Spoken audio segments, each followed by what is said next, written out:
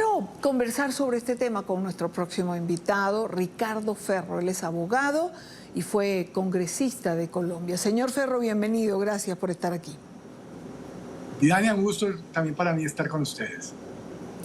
A ver, señor Ferro, después de lo que hemos visto, me gustaría comenzar preguntando, ¿la democracia es buena para elegirlos, pero no para contradecirlos?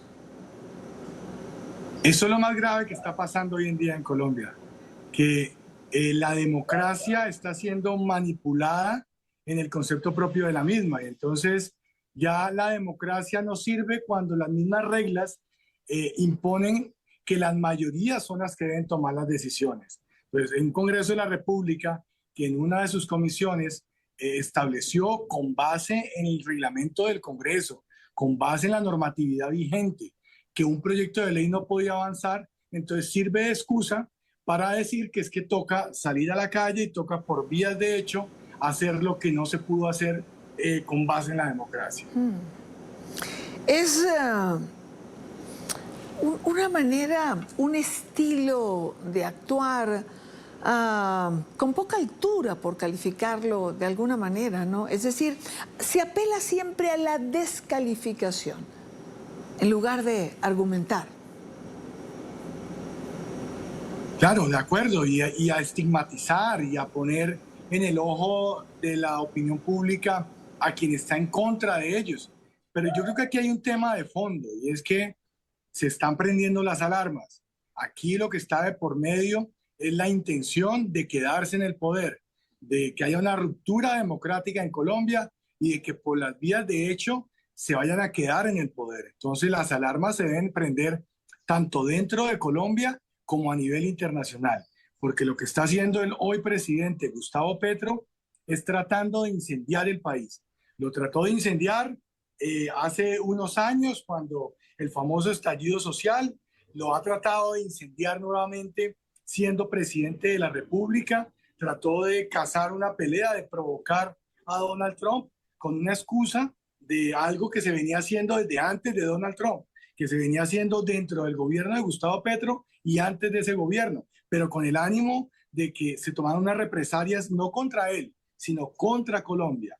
Ahora está haciendo lo mismo, ahora está queriendo incendiar el país desde adentro, está queriendo que la gente salga a las calles y no que vote en favor o en contra de una reforma.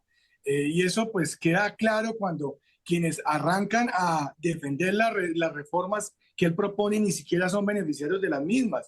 O sea, que hoy en día no conozcamos en Colombia el régimen especial que hay para los indígenas en Colombia y que son quienes salen a defender, a pararse al lado de Gustavo Petro, a defender sus reformas. Hombre, pues no tiene sentido, pero el tema de fondo aquí es cómo incendiar el país y cómo establecer unos motivos para que él se pueda perpetuar en la presidencia de la República. Y eso hay que decirlo así de claro, porque aquí hay unas alarmas prendidas y los organismos internacionales tienen que estar pendientes de lo que está pasando en Colombia, porque tenemos un presidente que está comenzando a volverse dictador. Mucha gente desde hace un tiempo atrás comenzó a hablar de esto, es decir, de la presunta intención del presidente Petro de quedarse en el poder. Quizás no cambiando las reglas como usted señala, sino por vía de hecho. Para usted no hay ninguna duda en relación a que este es el camino iniciado. Total, es que en los medios de comunicación todos los días uno dice, oh, ¿quién es el candidato de Petro? Están diciendo, ¿quién es? ¿Qué es Pedro? ¿Qué es Juan? ¿Qué es María? ¿Qué es Gonzalo? ¿Qué es Manuela? No, el candidato de Petro es Petro, es él mismo. Él es el candidato de Petro a la presidencia del 2026. Que lo que pasa es que está buscando el mecanismo para hacerlo, sí, pero el candidato de él es él mismo. Y ahí es donde nosotros no nos podemos equivocar. Ojalá y el pueblo colombiano no se deje llevar a ese extremo y que tenemos dos poderes adicionales al Ejecutivo, que son el legislativo y el judicial. Ambos poderes deben estar unidos en este momento, no defendiéndose el uno al otro, sino defendiendo la institucionalidad del país. Hay un país que tiene unas instituciones consolidadas, que tiene una normatividad vigente y que se quiere romper esa normatividad con excusas, porque finalmente aquí lo que estamos buscando es, o lo que se está buscando por parte de Gustavo Petro es una segunda instancia, fue derrotado en el Congreso con sus iniciativas. Entonces, ahora vamos a una segunda instancia, o a lo que llamaban popularmente en la universidad, en la Escuela de Derecho, el ius patalendi, el derecho al pataleo. Entonces, va a patalear sus reformas a través de una consulta popular. Y si la consulta tampoco sale, entonces, ¿qué? Entonces también los ciudadanos son unos bandidos, son unos delincuentes, están en contra del pueblo, porque el tema de fondo no son las reformas, es cómo quedarse en el poder. No nos equivoquemos en eso. Volvamos al Congreso, señor Ferro, o a la política en general, a los funcionarios de todo nivel, porque creo que no solo se aplica a representantes o senadores. A ratos uno se pregunta, ¿dónde quedó el debate de altura?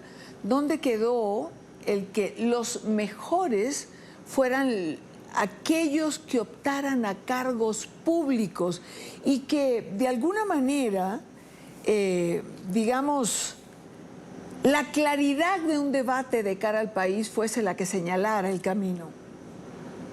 El problema es que se buscaron cambios que terminaron teniendo mañas peores que lo que se quería corregir que venía pasando.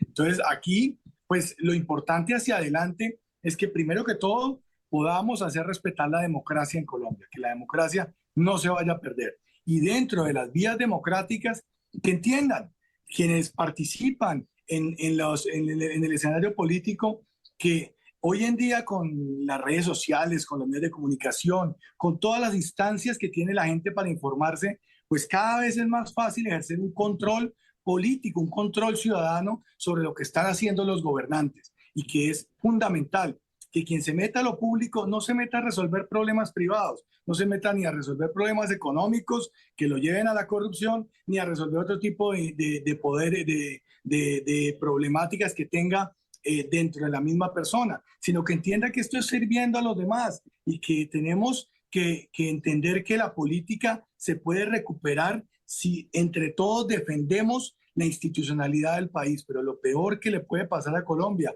es que se rompa una institucionalidad que nos ha costado tanto construir. Ahora, hablemos de la consulta popular, señor Ferro, de esta consulta popular que está planteando el presidente Petro.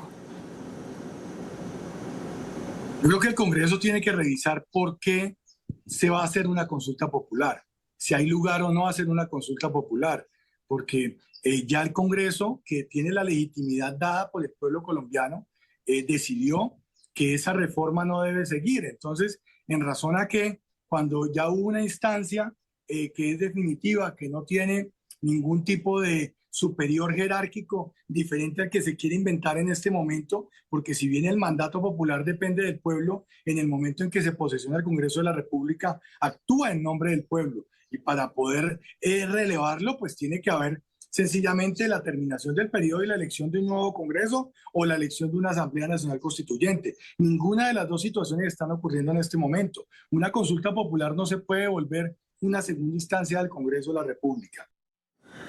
De llevarse adelante la consulta popular para usted, ¿cuál es la consecuencia directa? ¿Cuáles pueden ser las consecuencias?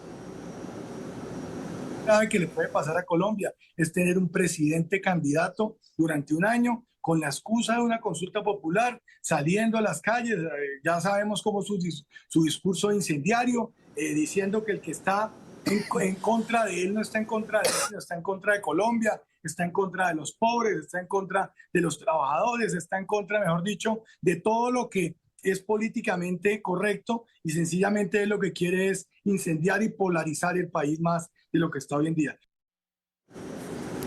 Agradecemos a Ricardo Ferro, abogado, ex congresista de Colombia. Gracias por su tiempo y por estar con nosotros.